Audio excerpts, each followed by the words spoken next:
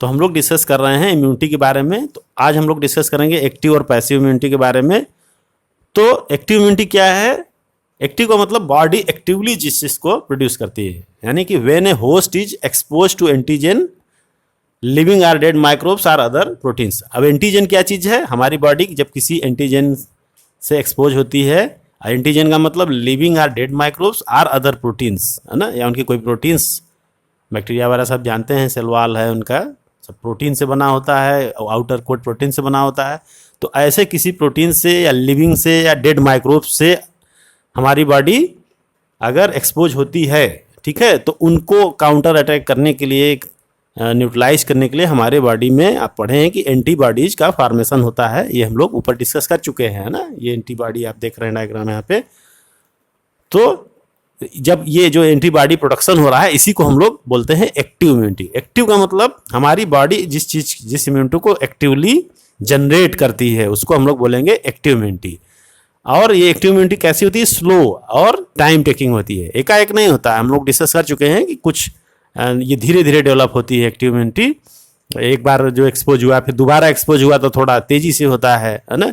तो लेकिन मतलब प्राइमरीली अगर कोई इन्फेक्शन होता है तो ये इसका जो रिस्पांस होता है या एक्टिव इम्यूनिटी होती है वो स्लो होती है, ठीक है। अब होता क्या है कि injecting the inactive or weakened microbes during immunization, है ना, or infectious organism gaining access into body during natural infection induce active immunity.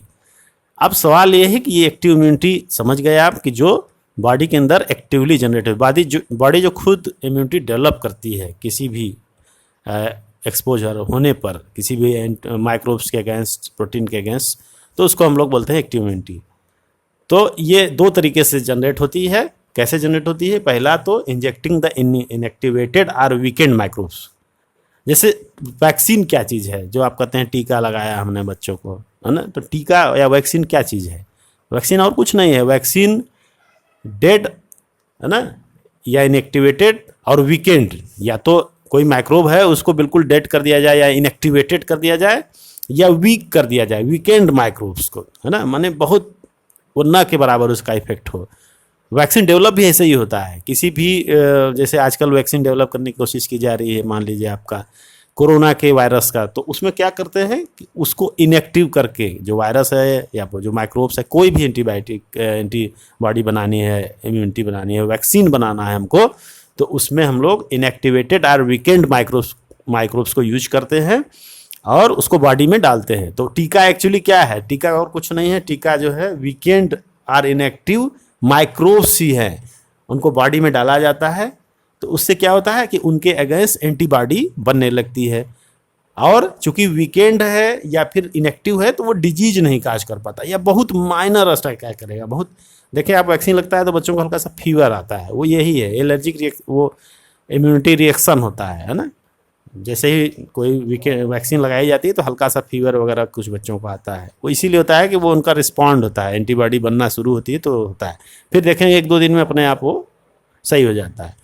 तो वीकेंड होता है इसलिए डिजीज नहीं काज कर पाता है, इनएक्टिवेटेड होता है, लेकिन उसके अगेंस्ट एंटीबॉडी बनना उसी समय से शुरू हो जाती है। तो इस तरह की इम्यूनिटी को हम लोग बोलते हैं एक्टिव इम्यूनिटी। और दूसरा तरीका ये है कि कोई डिजीज हो जाए, है ना, कोई डिजीज से, मान लीजिए हम किसी बीमारी से इन्फेक्ट होते हैं और ठीक हो जाते हैं, तो ठीक हो जाते हैं दवा से चाहे जैसे भी या नेचुरली, तो उस बॉडी के अंदर हमारे उसके अगेंस्ट एंटीबॉडी बन जाती है।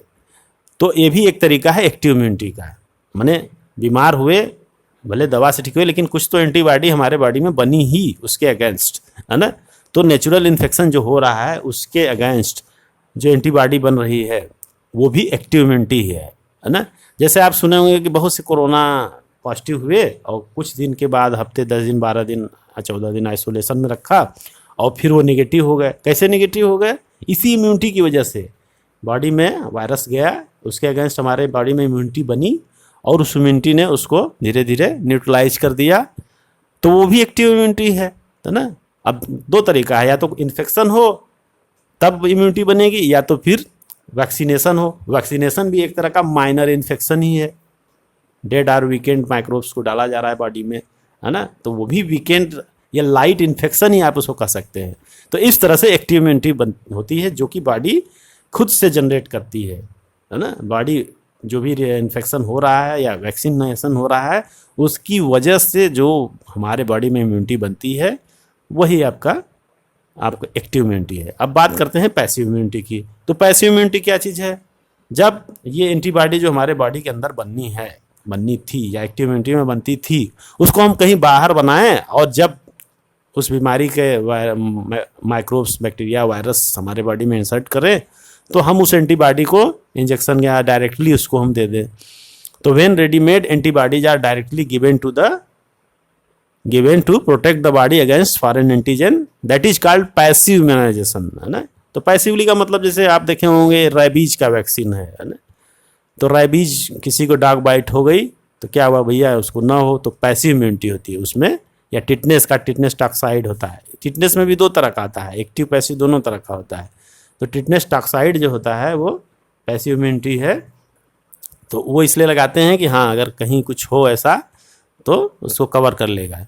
लेकिन जो वैक्सीन लगाई जाती है बच्चों को वो एक्टिव इम्यूनिटी है।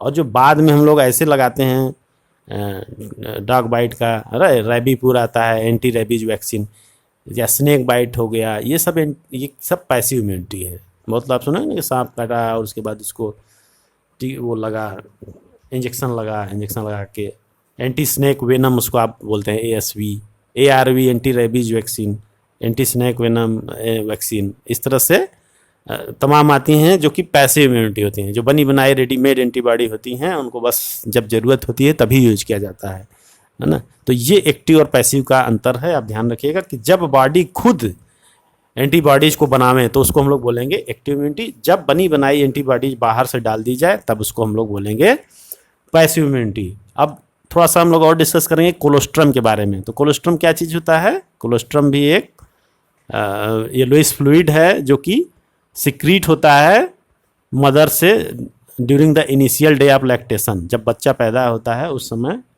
माँ के जो मिल्क में कोलोस्ट्रम, मतलब मेनली जो मिल्क होता है उसको कोलोस्ट्रम बोलते ही है, वो थोड़ा सा येलोइश होता है, थोड़ा सा थिक होता है और शुरुआती दिनों में वो सिक्रीट होता है मदर के ब्रेस्ट से, जिसको कि फीटस या आप कह सकते हैं कि न्यू बॉर्न बेबी जो है उसको फीड करता है। तो उसमें क्या होता है, उसमें एबंडेंट एंटीबॉडीज होती हैं IgA, है ना।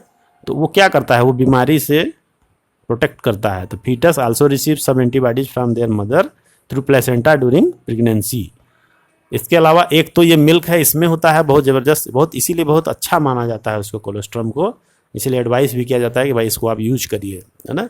और दूसरा जो होता है, कुछ एंटीबॉडीज मदर से प्लेसेंटा के थ्रू बच्चे में ऑलरेडी रहती है, आ चुकी रहती है at a time of birth. थोड़ी बहुत उनके अंदर इम्यूनिटी या कह सकते हैं अच्छी खासी इम्यूनिटी रहती है, वरना वो बाहर सर्वाइव ही नहीं कर पाएगा।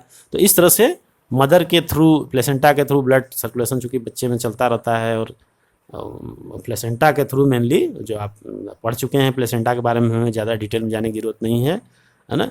आप उसका पूरा स्ट्रक्चर पढ़ चुके हैं कि यूटेरस में वो कैसे वो पूरा एक्सचेंज होता है। तो उसके थ्रू एंटीबॉडीज चाइल्ड के अंदर मौजूद होती है at a time of birth, ठीक है। और इसके अलावा मिल्क में होता है। इसके अलावा फिर बच्चा अपना धीरे धीरे बट उसके अंदर खुद की इम्यूनिटी धीरे धीरे स्ट्रांग होती जाती है जैसे जैसे बच्चा बड़ा होता है। तो इस तरह से पूरा जो है कि आपने एक्टिव पैसिव इम्यूनिटी को समझ लिया।